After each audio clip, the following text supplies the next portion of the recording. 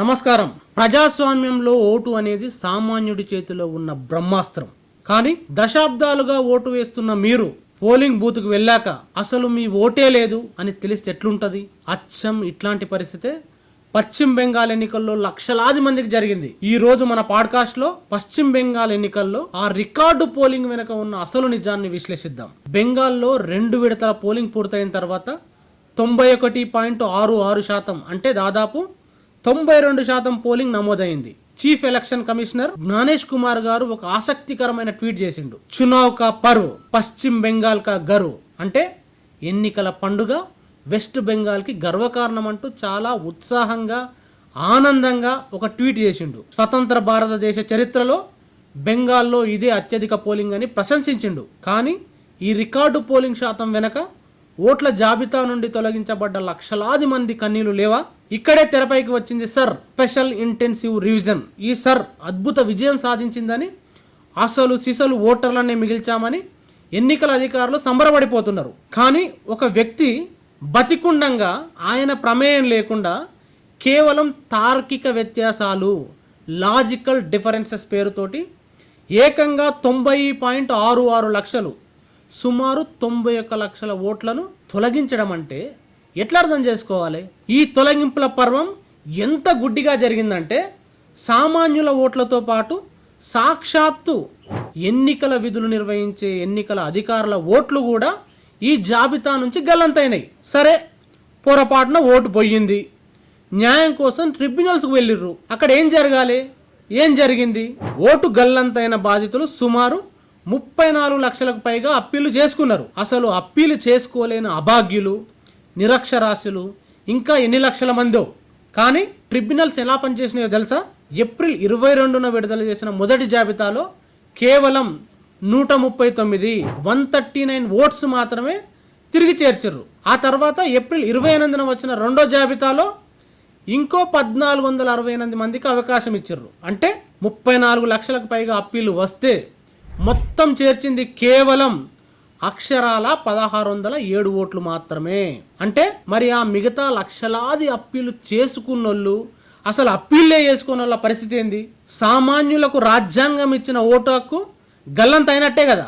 ఇంతమంది తమ ఓటు హక్కు కోల్పోయి ఆవేదన చెందుతుంటే పశ్చిమ Bengal chief electoral officer Manoj Kumar Agarwal మంగళవారం మీడియాతోటి మాట్లాడుకుంటా చేసిన కామెంట్లు నిజంగా సిగ్గనిపిస్తాయి. పరిష్కరించిన కేసుల సంఖ్య తమ వద్ద లేదని, అదొక పేపర్ వర్క్ అని కొట్టిపారేసిండు. లక్షలాది మంది పౌరుల రాజ్యాంగ హక్కు ఒక అధికారికి జస్ట్ పేపర్ వర్కేనా? అంటే ఈ వ్యవస్థ ఎట్లా పనిచేస్తుందో మనం ఎట్లా అర్థం చేసుకోవాలి? ఈ ఎస్ఐఆర్ మాయాజాలం కేవలం బెంగాల్కే పరిమితం కాలేదు, బీహార్లో గెలుపోటములనే డిసైడ్ చేసింది. మీరు నమ్మరా? ఒకసారి లెక్కలు మాట్లాడుకుందాం. బీహార్లో ఎస్ఐఆర్ పేరుతోటి 65 లక్షల మందిని తీసేసిరని దేశమంతా మాట్లాడుకుంది. మనం కూడా వీడియోలలో చెప్పినాం. ఆశ్చర్యకరమైన విషయం ఏంటంటే బీహార్లో మొత్తం పోలైన ఓట్లు 5.02 కోట్లు. అందులో చెల్లని ఓట్లు 9.34 లక్షలు. మరో 9.10 లక్షల మంది నోటా కోట్లేసిర్రు. చెల్లని నోటా ఓట్లు తీసేస్తే మొత్తం వ్యాలిడ్ ఓట్లు 4.93 కోట్లు. అందులో ఎన్డీఏకి అంటే అధికార పక్షానికి వచ్చింది 46.7%. మహాగఠబంధన్కు ఓట్ల శాతం 37.5% వచ్చింది. తేడా ఎంత? 9.2%.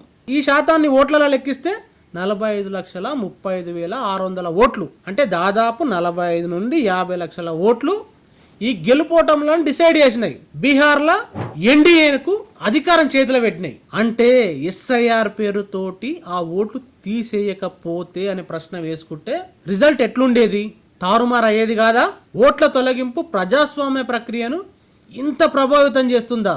ఒక్కసారి ఆలోచించండి. ఇక న్యాయస్థానాల విషయానికి వద్దాం. బెంగాల్ వ్యవహారం మీద సుప్రీంకోర్టుకు పోతే ఆఖరికి కోర్టు కూడా ఎన్నికల సంఘానికి అండగా నిలబడ్డది. ఒక న్యాయమూర్తి అయితే ఓహో, ఈ ఎన్నికల్లో మాత్రం ఇన్ని లక్షల మందికి ఓటేసే అవకాశం లేదన్నమాట అని అత్యంత తేలికగా కామెంట్ చేసిండు. ఈ సందర్భంగా మనం చరిత్రలోకి ఒకసారి వెళ్ళాలి. భారత రాజ్యాంగాన్ని రచిస్తున్న సమయంలో ఓటు హక్కును కేవలం సంపన్నులు, డబ్బులున్నోళ్ళు, చదువుకున్నోళ్ళకే ఇవ్వాలని కొందరు వాదించారు. కానీ దానికి రాజ్యాంగ రూపశిల్పి డాక్టర్ బిఆర్ అంబేద్కర్ గారు తీవ్రంగా అడ్డు చెప్పిండు. 18 ఏళ్ళు నిండిన ప్రతి పౌరుడికి ఓటు హక్కు ఉండాల్సిందే అని పట్టుబట్టి సాధించిండు.